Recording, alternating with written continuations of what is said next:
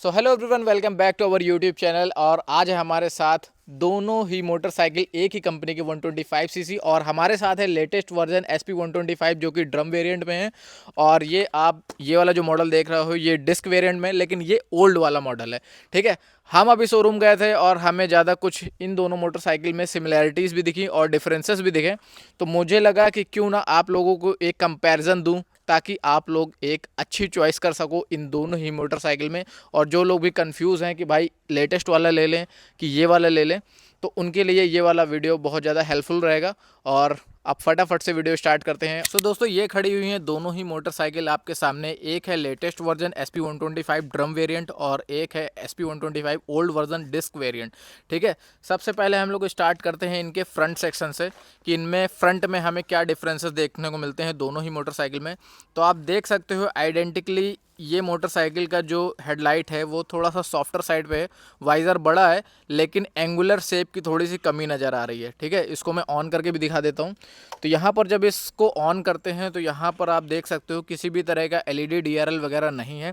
Simple and sober design है। Indicators में bulb type के आते हैं ऑरेंज कलर के। ठीक है, और ये वाइज़र वगैरह में होंडा की ब्रांडिंग वगैरह सारा कुछ है। ठीक, और फ्रंट में ही आपको टेलीस्कोपिक सस्पेंशन मिलते हैं, पतले वाले निसिन के कैलिपर्स हैं और 240 mm की डिस्क है, क्योंकि ये डिस्क वाला वेरिएंट है, और 80 सेक्शन का टायर है। ठीक है, और दूसरी तरफ चलते हैं latest generation SP 125 drum variant की तरफ। तो यहाँ पर जो आप देख रहे हो इसका हेडलाइट, तो इसमें अब इन्होंने क्या किया है कि आपको अब इस मोटरसाइकिल में DRLs देखने को मिलते हैं, और हेडलाइट का जो शेप है वो थोड़ा सा बड़ा कर दिया गया है। तो होता क्या है कि इससे ये वाली मोटरसाइकिल ज़्यादा अपीलिंग लगती है, थोड़ी मैनली फील कराती है, और बल्कि भी है सामने से, और स्टिकरिंग वगैरह यहाँ पर आपको देखने को मिलती है। और इसका जो फ्रंट वाला वाइज़र है ये भी बहुत ही तगड़ा लग रहा है और काफ़ी बड़ा है। और बाकी सस्पेंशन दोनों ही मोटरसाइकिल में सेम है, और टायर भी दोनों ही मोटरसाइकिल में देखो सेम है 80 सेक्शन के। बट यहाँ पर आपको ब्लॉक पैटर्न टायर देखने को मिल रहे हैं, और यहाँ पर आपको ड्रम ब्रेक देखने को मिल रहा है। ठीक है, और सस्पेंशन वगैरह सारा कुछ सेम है, इंडिकेटर भी सेम है। तो आप दोनों का ही लुक मुझे देख के बताओ फ्रंट से कि आप लोगों को फ्रंट में कैसी लग रही हैं दोनों ही मोटरसाइकिल्स। ठीक है, और अब चलते हैं इसके साइड प्रोफाइल की तरफ। तो साइड प्रोफाइल से मैं दोनों ही मोटरसाइकिल को आपको दिखाता हूँ 1 बाय 1 करके। तो SP 125 आप देख सकते हो कुछ इस तरह की ग्राफिक्स में आती है, और ये ब्लू कलर आप देख रहे हो। ठीक है, इसके बाद यहाँ पर जो टैंक्स राउट्स वगैरह हैं वहाँ पर आपको होंडा की ब्रांडिंग देखने को मिलती है। टैंक एक्सटेंशंस लगे हुए हैं नीचे की तरफ, और 11.2 लीटर्स की इसकी फ्यूल टैंक कैपेसिटी है, और ये इसका फ्यूल लिड है। और यहाँ पर आप देख सकते हो एक्सटेंशंस किस तरह से निकले हुए हैं। और साइड पैनल में आप देखें SP 125 की ब्रांडिंग है, और ये इसका टेल पैनल है। ठीक है, इसके अलावा उधर के बारे में बात करें तो वहाँ पर भी आपको सिमिलर टैंक है, सिमिलर डिज़ाइन है, और बस ग्राफिक्स का केवल अंतर है। और टेल सेक्शन की तरफ चलते हैं तो यहाँ पर जो इसका ये पार्ट है ओल्ड जनरेशन में थोड़ा सा नैरो है, और यहाँ पर आप देखोगे तो थोड़ा ये उभरा हुआ है, बाहर की तरफ है। और ये इसका ग्रैब हैंडल है, और यहाँ पर भी आप इसका ग्रैब हैंडल देख लो, सिमिलर है, कोई अंतर नहीं है। और पीछे अब आप चलते हैं तो यहाँ पर आपको बल्ब टाइप की टेल लाइट मिलती है, और यहाँ पर आपको अब LED टेल लाइट मिलती है जो कि M शेप की है, और आपको SP 160 में देखने को मिलती है। ठीक है, सेम वही टेल लाइट है। इसकी वजह से ये वाला जो इसका पोर्शन है वो थोड़ा सा बल्कि हुआ है, थोड़ा सा बड़ा हुआ है। ठीक है, और यहाँ पर जो आप सस्पेंशन देख रहे हो स्प्रिंग टाइप के ब्लैक कलर के सस्पेंशन है, और पीछे वाले जो टायर हैं ये आपके 100 सेक्शन के हैं, मैक्सिस के टायर हैं, block pattern tyre, sari guard वगैरह सेम टू सेम वही है। और इस गाड़ी में भी आप अगर देखोगे पीछे वाला टायर, तो यहाँ पर भी आपको 100 सेक्शन का टायर मिलता है विच इज़ फ्रॉम MRF। और यहाँ पर जो आप रेयर सस्पेंशन देख रहे हो इसकी स्प्रिंग जो है रेड कलर की है। हालांकि जब आप SP 125 का डिस्क वेरिएंट लोगे न्यू जनरेशन वाले का, उसका भी जो रेयर का स्प्रिंग है वो रेड ही मिलेगा आपको। ठीक है, तो गाड़ी पूरी की पूरी सेम है पीछे से भी, और बस इसका टेल लाइट का अंतर है केवल, और ज़्यादा कुछ अंतर नहीं है। साइलेंसर भी सेम है, टायर सेटअप भी सेम है, और सस्पेंशन भी सेम है। इसके अलावा मैं इन दोनों ही मोटरसाइकिल के आपको सीट भी दिखा देता हूँ। तो सीट भी लगभग दोनों ही मोटरसाइकिल की सेम है, यूनिलेवल टाइप की सीट है, काफ़ी लंबी है और काफ़ी वाइड है, जिसमें आप आराम से अपने फैमिली वगैरह को बैठा सकते हो। और अब चलते हैं इसके इंस्ट्रूमेंट कंसोल की तरफ। तो यहाँ पर आप देख सकते हो कि ड्रम वेरिएंट में किसी भी तरह का कोई अंतर नहीं है इंस्ट्रूमेंट कंसोल में। Same to same instrument console आपको इसमें देखने को मिलता है, और same to same instrument console आपको उसमें भी देखने को मिलता है।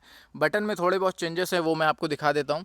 तो यहाँ पर अब होंडा ने क्या किया है कि इंजन किल स्विच हटा दिया है, और ऑटो ऑन ऑफ यहाँ पर डाल दिया है। ठीक है, और वहाँ पर आपको इंजन किल स्विच मिल रहा है। लेकिन मुझे जनरली प्रैक्टिकल चीज़ लगती है कि आपको इंजन किल स्विच यहाँ पर देना चाहिए इसकी जगह पे।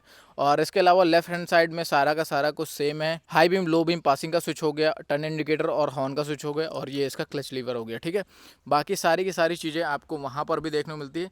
किसी भी तरह का कोई हार्ड एंड फास्ट डिफरेंस नहीं है जिसके थ्रू आप ये कह सको कि वो बहुत अलग है या ये बहुत अलग है। हालांकि जो इसका ब्लूटूथ वाला वेरिएंट आता है वो बहुत ही ज़्यादा डिफ्रेंशिएट करता है दोनों ही मोटरसाइकिल्स में, ठीक है। लेकिन जो ड्रम वेरिएंट है उनमें बहुत ज़्यादा अंतर नहीं है।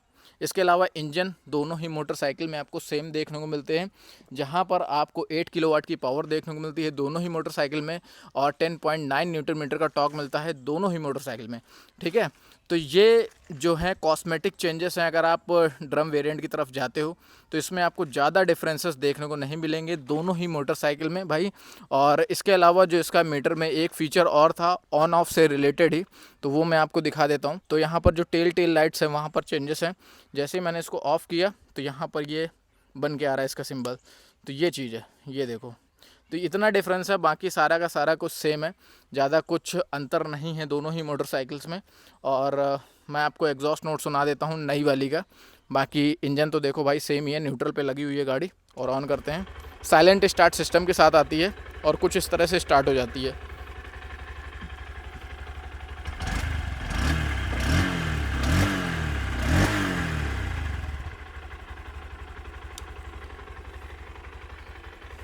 इसको ऑफ़ कर देता हूँ। अब यहाँ से ऑफ़ करना पड़ रहा है भाई। टिपिकल वही होंडा का साउंड है दोनों ही मोटरसाइकिल में। और एक बार हम इसको भी ऑन कर ही लेते हैं यार, जब लेके आए तो कर ही लेते हैं। तो ये ले, अब इसमें ये स्टार्ट हुई।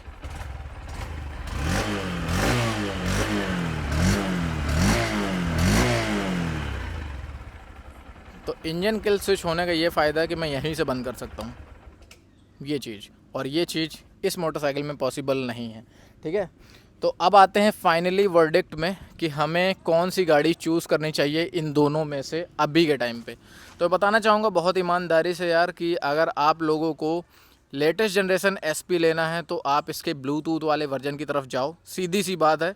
अगर आपको बहुत ज़्यादा डिफरेंस क्रिएट करना है, अगर नहीं करना है, आपको बेसिक रहना है और थोड़े से सस्ते प्राइस में गाड़ी चाहिए सेम, क्योंकि इंजन तो भाई चेंज हुआ नहीं, टेक्नोलॉजी वगैरह कुछ ज़्यादा चेंज हुई नहीं, तो आप ओल्ड जनरेशन SP 125 की तरफ जा सकते हो। जितने प्राइस में वो आएगी, कहने का मतलब लेटेस्ट जनरेशन ये वाली, उतने प्राइस में आपको इस वाले वेरिएंट का डिस्क ब्रेक वर्जन मिल जाएगा, ठीक है। तो वो आपके लिए प्लस पॉइंट रहेगा। और मैं रिकमेंड करूँगा कि लेना तो केवल डिस्क में ही लेना है, ड्रम में मत लेना यार, ठीक है। मज़ा नहीं आती, कुछ टाइम बाद आपको ब्रेकिंग में मज़ा नहीं आएगी, इसलिए कह रहा हूँ डिस्क वाला वेरिएंट लेना और ड्रम को अवॉइड करना। तो सीधी सी बात है कि अगर ड्रम में लेना हो तो वो वाली मत लेना, ये वाली डिस्क में ले लेना, ठीक है। और अगर वो वाली लेना है तो आपको डिस्क के ही साथ जाना है ओनली, ठीक है। तो आपके डाउट जो है क्लियर हो गए होंगे कि लेटेस्ट जनरेशन एसपी लें कि ओल्ड जनरेशन एसपी लें। फ़र्क यही है कि ज़्यादा कुछ चेंजेस है नहीं। हेडलाइट और टेल लाइट का आप क्या ही करोगे बहुत ज़्यादा, वैसे भी जो LED लाइट्स होती हैं उनकी विजिबिलिटी इतनी कुछ खास होती नहीं है, आपको एक्स्ट्रा लाइट बाद में लगवानी ही पड़ेगी अगर आप रात में ज़्यादा ट्रैवल करते हो। तो आई होप दोस्तों आप लोगों के डाउट्स जो हैं क्लियर हो गए होंगे। अब इस वीडियो को यहीं पर रैप अप करते हैं। आई होप आप लोगों को ये डिटेल्ड कंपैरिजन आप लोगों को पसंद आया होगा। बाकी गाड़ी भाई पूरी की पूरी सेम है, कुछ बहुत ज़्यादा अंतर नहीं है, केवल 19-20 का ही फ़र्क कहेंगे, ठीक है। 80-100 का फ़र्क इसमें नहीं है, ठीक है। तो मिलते हैं आप लोगों से नेक्स्ट वीडियो में। Till then bye bye and take care.